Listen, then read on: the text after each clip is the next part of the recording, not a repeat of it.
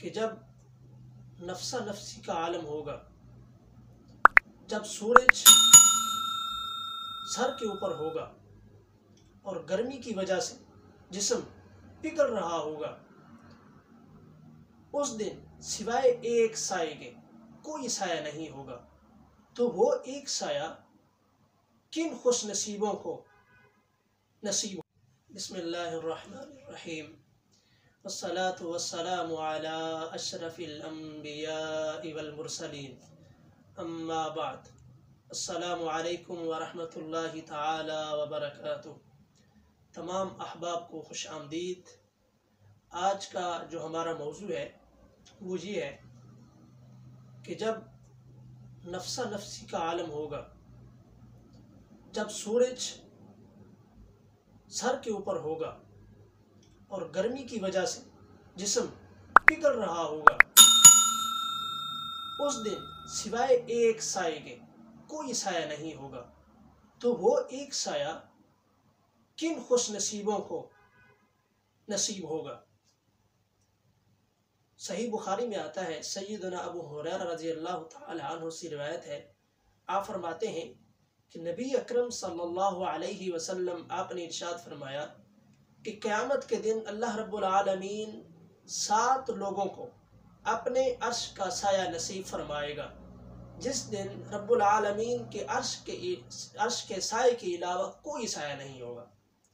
ان میں سے ارشاد فرمایا 7 لوگ ہیں،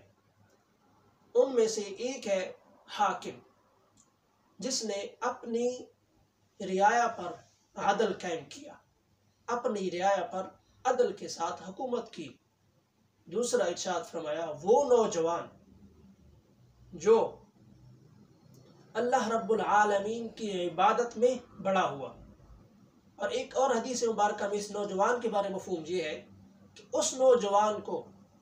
رب العالمین کے عرش کا سایہ نصیب ہوگا، جس نے اپنی جوانی میں گناہوں سے توبہ کی، دنیا کو اپنے پیٹھ کے پیچھے چھوڑ دیا اور رب العالمین کی طرف چل پڑا۔ اور تیسرا وہ شخص جس کا دل رب العالمین کے گھر کے ساتھ معلق رہتا ہے۔ رب العالمین کا گھر ہم جانتے ہیں کہ وہ مسجد ہے۔ مثال کے طور پر نماز پڑھنے جاتا ہے تو نماز پڑھنے کو جب واپس گھر کی طرف لوٹتا ہے یا دنیا کی طرف لوٹتا ہے تو اس کا دل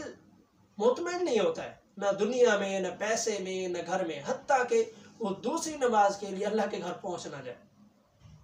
اور چوتھا وہ جس کو کوئی عورت زنا کی طرف دعوت دے اور وہ کہے کہ میں اللہ سے ڈرتا ہوں۔ پھر وہ 2 شخص جنہوں نے اللہ کی رضا کے لیے آپس میں رشتہ قائم کیا، محبت پر، اللہ کی رضا پر قائم کیا، اور جب وہ جدا ہوئے تو ایک دوسرے سے جدا ہوتے وقت ان کا جدا ہونا اللہ کی رضا پر تھا، تو ان کو بھی سایہ نصیب ہوگا۔ اور پھر وہ شخص چھٹا جس نے تنہائی میں بیٹھ کر اللہ رب العالمین کی یاد میں رویا، اس کی آنکھوں سے آنسو ہو گئے، تو اس کو بھی رب العالمین اپنے عرش کا سایہ عطا فرمائیں گے۔ پھر وہ شخص 7واں جو حدیث مبارکہ میں آخری آتا ہے، 7واں وہ شخص جس نے اس طریقے سے صدقہ دیا، اس طریقے سے اللہ رب العالمین کی مخلوق کی مدد کی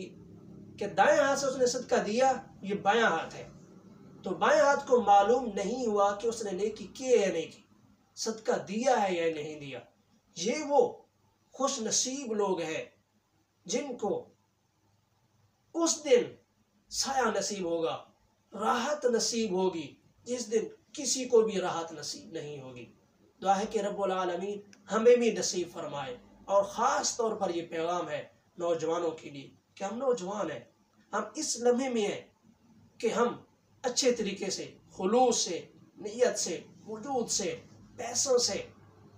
اور بڑھ چڑھ کے ہمت سے، شجاعت سے، طاقت سے رب العالمین کی طرف بڑھ سکتے ہیں،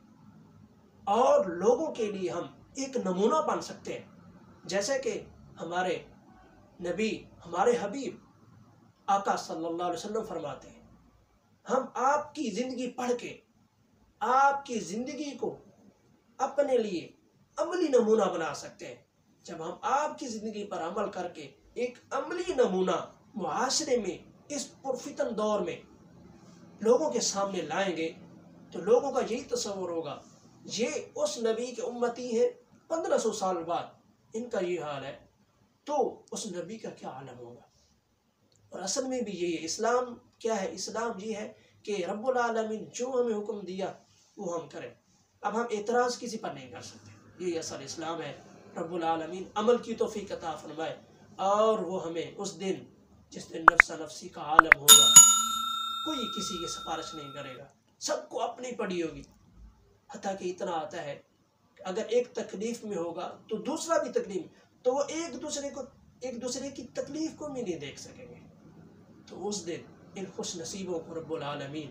اپنے عرش کا سایہ راحت نصیب فرمائے گا۔ رب العالمین ہمیں بھی ان لوگوں میں سے فرمائے، آمین۔ السلام علیکم ورحمۃ اللہ۔